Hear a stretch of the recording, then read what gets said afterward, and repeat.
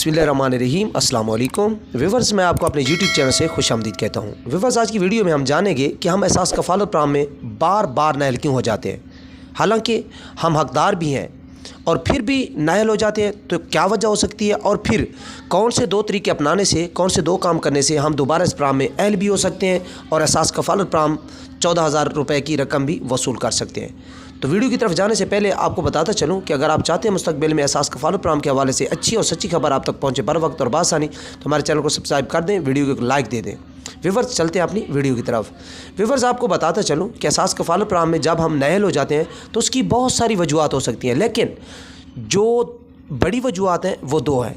Number एक, पहली वजह ये हो सकती है कि जब हमारे घर सर्वे वाली टीम आई थी रजिस्ट्रेशन करने, सर्वे करने, या जब हम एहसास रजिस्ट्रेशन ऑफिस गए थे अपनी रजिस्ट्रेशन करवाने, तो जो मोबाइल नंबर हमने दिया था उस मोबाइल नंबर से एक महीने में हम 1,000 रुपये से ज़्यादा बैलेंस खर्च कर चुके हैं।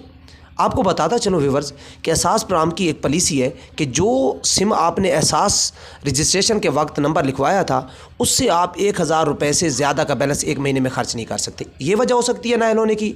और दूसरी वजह ये हो सकती है कि अगर आप यानी खातून पासपोर्ट रखती है बैरून मुल्क का, या फिर उसका हस्बैंड बैरून ममालिक का पासपोर्ट रखता है, तो फिर भी वो नाअहल करार पा जाते हैं, अगरचे वो हकदार भी हैं। हकदार ऐसे हो सकते हैं, सारे लोग बिजनेसमैन नहीं हो सकते पासपोर्ट वाले। कुछ लोग ऐसे भी होते हैं जो बैतुल्ला का हज करने, तवाफ़ करने जाते हैं तो पासपोर्ट बनवाते हैं एक दफ़ा, फिर पासपोर्ट उनके पास तो होता है, हकदार भी होते हैं, लेकिन वो एहसास कफ़ालत प्रोग्राम से पैसे नहीं ले रहे। ये दो बड़ी वजह बन सकती हैं।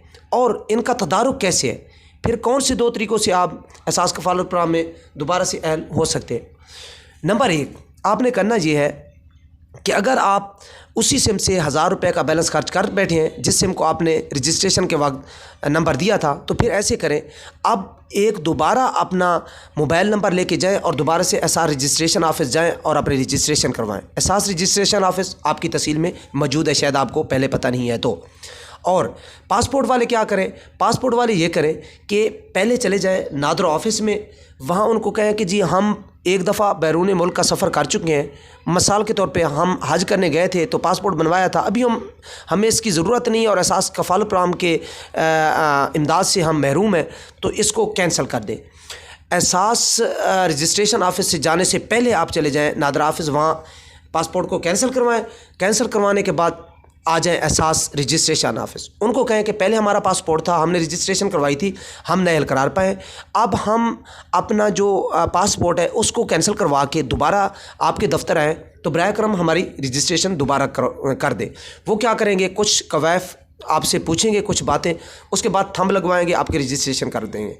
अब 1 मंथ के बाद आपको अहल होने का मैसेज आ जाएगा। जब आप अहल हो जाएंगे तो आपको किस्त भी मिलना शुरू हो जाएगी। Thank you so much. इसके अलावा अगर आप कुछ कहना चाहें, आपका कोई सवाल हो तो आप कमेंट्स कर सकते हैं। अगर वीडियो को लाइक नहीं किया तो वीडियो को लाइक कर दें, चैनल को सब्सक्राइब नहीं किया तो चैनल को सब्सक्राइब कर दें।